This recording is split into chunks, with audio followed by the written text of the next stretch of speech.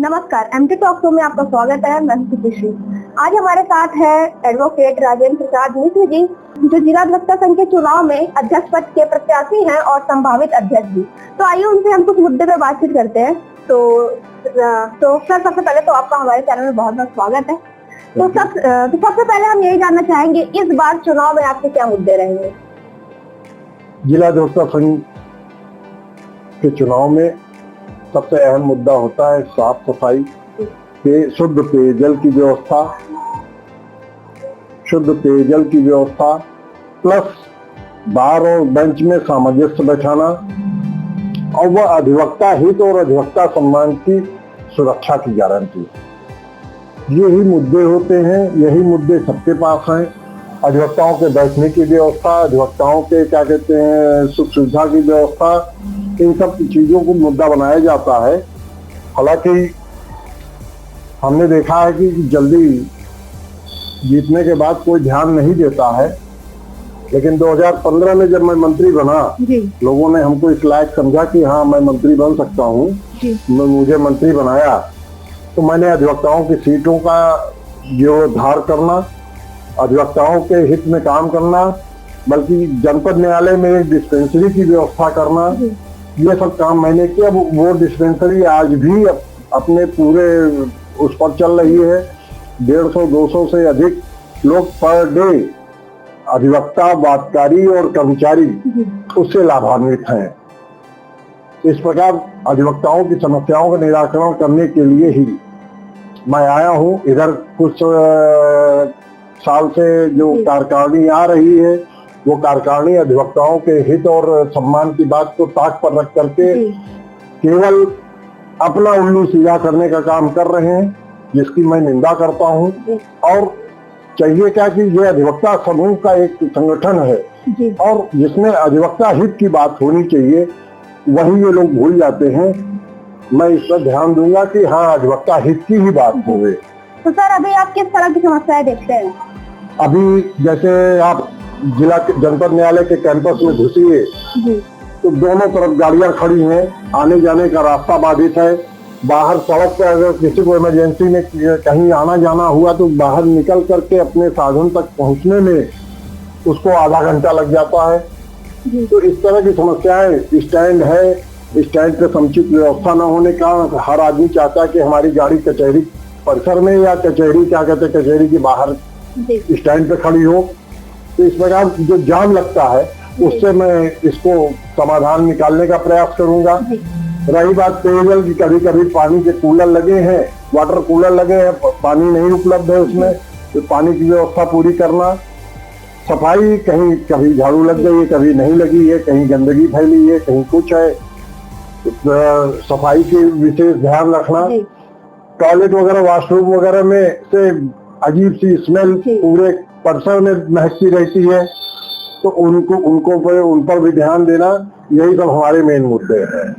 तो सर, समस्या तो बहुत सारी है, तो ये बताइए, क्या जिला अधिवक्ता हाईकोर्ट के तरह जिला निधि का निर्माण नहीं कर सकता, जिससे अधिवक्ताओं जिला अधिवक्ता संघ इस प्रयास में काफी दिन से है कि अधिवक्ता भविष्य निधि यहाँ भी बन जाए, लेकिन अधिवक्ता संघ और हाईकोर्ट बार में बहुत अंतर है। हाईकोर्ट बार में एक 50-50 लाख रुपए केवल चुनाव में आ जाते हैं, लेकिन हमारे यहाँ चूंकि आय बहुत सीमित है, इसलिए अधिवक्ता भविष्य निधि बनने में समय लगता है। तो भविष्य निधि और जो भी बैठा अपना इधर खर्चा उधर खर्चा वो करते रहते हैं मनमाने तौर पे, जिससे कि एक राशि जो संग्रह होनी चाहिए वो राशि संग्रह नहीं हो पा रही है। यह अधिवक्ता भविष्य निधि तो अब तक बन गई होती। अगर सर ऐसा हो जाएगा तो अधिवक्ता का जो भविष्य और सुरक्षित हो जाएगा। यस। तो इस पर आप क्या कहेंगे? नहीं, प्रयास किया जाएगा कि हाँ इस तरह से एक धनराशि इकट्ठा करके, संग्रह करके और अधिवक्ता भविष्य निधि भी कायम की जाए। सर, हापुड़ जैसी घटना घट जाती है, इसके लिए आप किसको जिम्मेदार मानते हैं? देखिए, कहीं कहीं वकीलों की भी गलती होती है, कहीं कहीं प्रशासन की गलती होती है, लेकिन हापुड़ जैसी घटना जो हुई उसमें टोटल क्या कहते हैं उसको, क्या कह दें कि एक तरफा कार्रवाई प्रशासन ने की है। अरे अधिवक्ता गए, अपना प्रदर्शन किया और प्रदर्शन करके लौट रहे थे और उनका लाठी, पीछे से आकर के लाठी चलाया गया।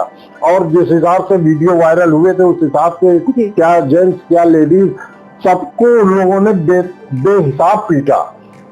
तो हापुड़ जैसी घटना ना हो इसके लिए ही हम लोगों की डिमांड है कि अधिवक्ता एडवोकेट प्रोटेक्शन एक्ट लागू होवे, जिसके लिए उत्तर प्रदेश सरकार ने भी कमेटी बना दी है और उस कमेटी को एक प्रारूप बनाने का निर्देश भी दे दिया है। और हम सोचते हैं कि भविष्य में बहुत जल्द ही एडवोकेट प्रोटेक्शन एक्ट लागू हो जाएगा। तो सर ये बताइए, अधिवक्ताओं के आर्थिक सुरक्षा और सामाजिक सुरक्षा के लिए क्या होना चाहिए?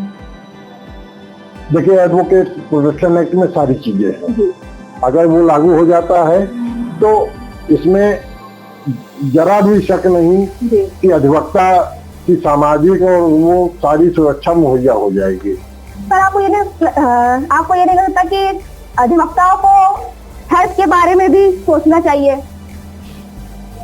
हेल्थ की बात जहाँ तक आपने कहा पूछा है, हेल्थ के लिए सोचना चाहिए, लेकिन हम लोग जो हैं एक स्कीम निकालने वाले थे।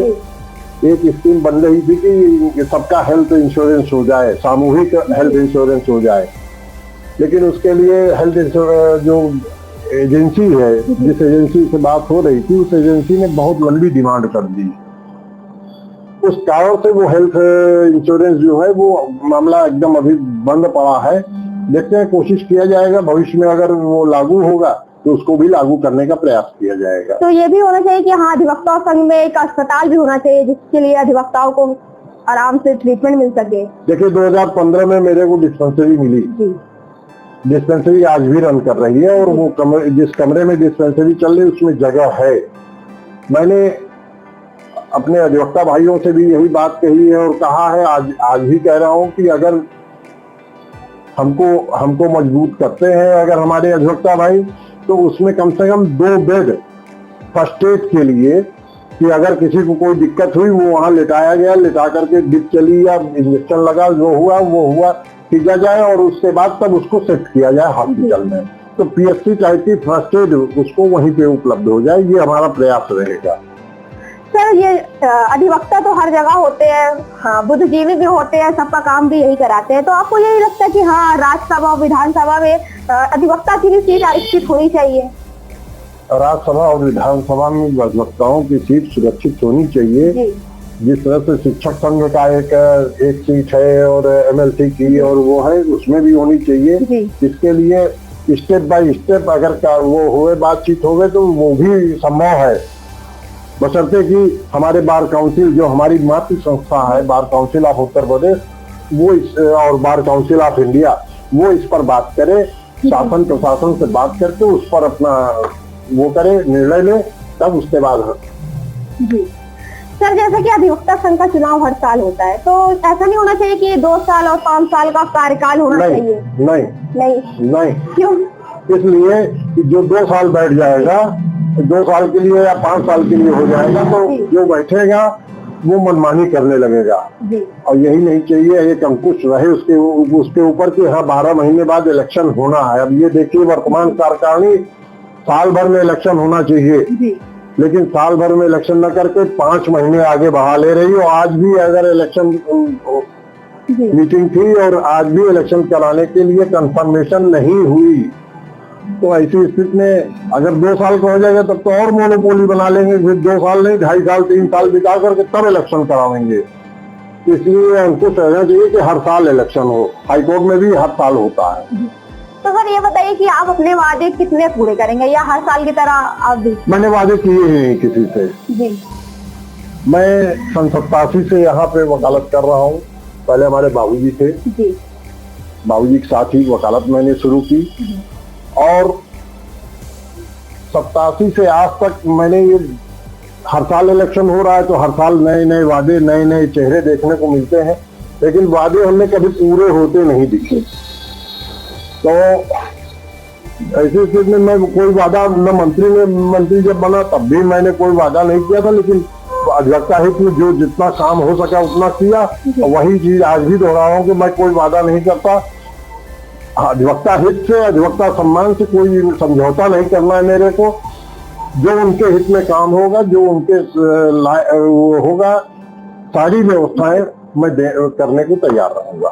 तो सर कभी कभी कहीं कहीं ऐसा होता है कि अधिवक्ता अपने प्रोफेशनल एथिक के खिलाफ भी काम करते हुए पाए जाते हैं, तो क्या इस पे रोक नहीं लगना चाहिए? हाँ, इस पे रोक लगनी चाहिए। इस पे रोक लगनी चाहिए। अधिवक्ता है तो या तो रजिस्ट्रेशन करा के केवल अधिवक्ता का काम करें, और नहीं तो देख रहे हैं अधिवक्ता रजिस्ट्रेशन भी कराए हैं और प्लाटिंग का भी काम कर रहे हैं, दुकान भी रखे हैं, इधर व्यवसाय कर रहे हैं, उधर व्यवसाय कर रहे हैं, टैक्सी चलवा रहे हैं। यहाँ ही नहीं, हाईकोर्ट के भी तमाम अधिवक्ता हैं जो इस तरह से अपना अलग अलग अपना व्यवसाय भी फैलाए हैं। तो इस पर रोक लगनी चाहिए। अच्छा सर, तो क्या कभी ऐसा हुआ है कि अधिवक्ताओं में बेंच और बार के लिए कभी समस्या आई हो? अक्सर आ जाती है जी। कुछ तो सिरफिरे अधिवक्ता भी हैं, कुछ सिरफिरे अधिकारी भी आ जाते हैं, तब आपस में टकराहट भी होती है। उसको हम लोग बैठ करके मिलजुल करके अपना समस्या हल कर लेते हैं। कभी कोई वैसा नहीं हुआ उपद्रव के, यहाँ नहीं बहुत उपद्रव हुआ हो, क्योंकि जितना बार और बेंच का सामंजस्य है एक दूसरे के पूरक है। हमारे बिना वो अधूरे हैं, उनके बिना हम अधूरे हैं। भाई अदालत बैठी है तभी हम कुछ काम करेंगे ना, और अगर वो अदालत नहीं है तो हम कोई काम नहीं कर सकते, और हम नहीं है तो अदालत क्या काम करेगी। तो ऐसी सूरत में एक दूसरे के पूरक है। आपस में थोड़ा जहाँ चार बर्तन होता है वहाँ खटखुट होता है, तो वो सामंजस्य बना रहता है। लेकिन हाँ, जब कोई सरफिरा आ जाता है और सरफिरे में अधिवक्ता रहते हैं तो वो टकराहट थोड़ी बहुत तो होती है। तो सर लास्ट में हम आपसे यही पूछना चाहेंगे, आप अधिवक्ताओं से कुछ अपील करना चाहेंगे? अपील क्या करना है? अपील ये करना है केवल कि अधिवक्ता अगर हमको इस लायक समझते हैं जी, तो हमको वोट दे करके हमारे हाथों को मजबूत बनावे जी। और तमाम प्रत्याशी ऐसे हैं जो कोई 2 साल रह चुका है, कोई 1 साल रह चुका है, लेकिन क्या मजा है इसमें कि नहीं अध्यक्ष हमको बनाइए। क्या मजा है जो बार बार लड़ना चाहते हैं। तो ऐसी सूरत में रिपीटरों पर ध्यान न दे हमारे अधिवक्ता भाई। शुद्ध रूप से क्या कहते हैं, नए लोगों को मौका दें, नए लोगों को देखें कि वो अधिवक्ताओं के प्रति उनकी क्या रूपरेखा है, क्या उनकी सोच है, ये देखने को मिलेगा। तो नए लोगों को आप हमेशा वोट दीजिए, नए लोग अध्यक्ष बने, पुरानों को एकदम किनारे कर दें।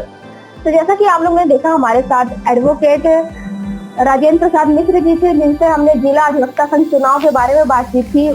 तो उनका कहना है कि अगर वो उनको वोट देती है, अगर अधिवक्ता उनको वोट देते हैं तो वो गंदगी, पानी जैसी समस्याओं को दूर करेंगे। और उनका ये भी कहना है कि हर बार नए लोग को मौका देना चाहिए, जो पुराने लोग हैं उनको हटा देना चाहिए। तो इनसे हमने काफी मुद्दों में बातचीत की। ऐसी वीडियो के साथ बने रहने के लिए आप हमारा MP टॉक को फॉलो करते रहिए। मैं वीडियो